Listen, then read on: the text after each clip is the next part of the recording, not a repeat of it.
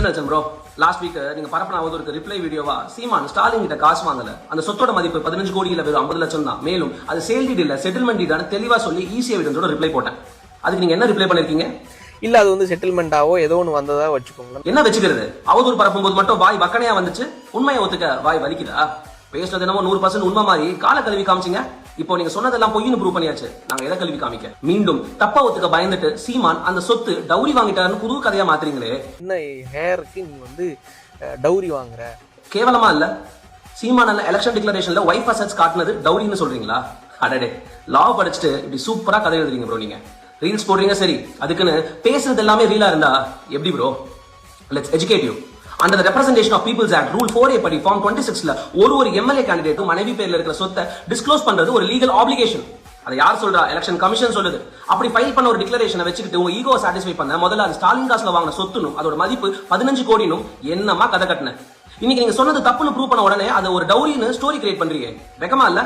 Sale டீடுக்கும் settlement டீடுக்கும் தான் வித்தியாசம் தெரியல, டிஸ்க்ளோஷருக்கும் டவுரிக்கும் கூட வித்தியாசம் தெரியல. ஏதோ இவர ஸ்டார்டிங் ஸ்டேஜ் இக்னோரன்ஸ்ல பேசுறீங்கன்னு நினைச்சேன். இல்ல deliberate மக்களை ஃபூல் பண்றீங்க. Isn't this a betrayal bro? So say me, what are the essentials of dowry? அது சரி, உங்களுக்கு அதெல்லாம் தெரிஞ்சா எப்படி இந்த மாதிரி கதை விடுவீங்க? Let's talk about the basics of law. ஒரு தவறு நடக்குதுன்னா அங்க பாதிக்கப்பட்டவனு ஒருத்தர் இருக்கணும். இங்க யார் பாதிக்கப்பட்டிருக்கா? எனக்கு தெரிஞ்ச சீமான் அவர்களின் மனைவி இப்படி ஒரு கம்ப்ளைண்ட் சொன்னதே இல்ல.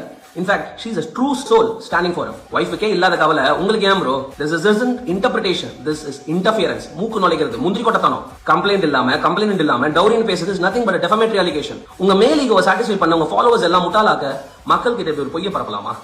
Under the Dowry Prohibition Act நீங்க சொன்னது டவுரியே கிடையாது.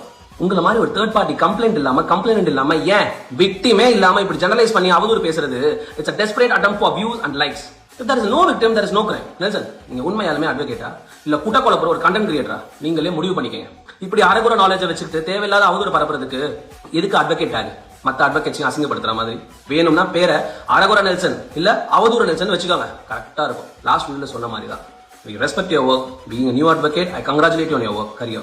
நீங்க பெரிய ஆளா வாங்க, பட் பி போல்டுனா ரெக்டிஃபை யுவர் மிஸ்டேக்ஸ். ஏன்னா மன்னிக்க தெரிஞ்சவன் தான் மனுஷன், மன்னிப்பு கேட்க தெரிஞ்சவன் பெரிய மனுஷன். Be a better human first, then be a better lawyer.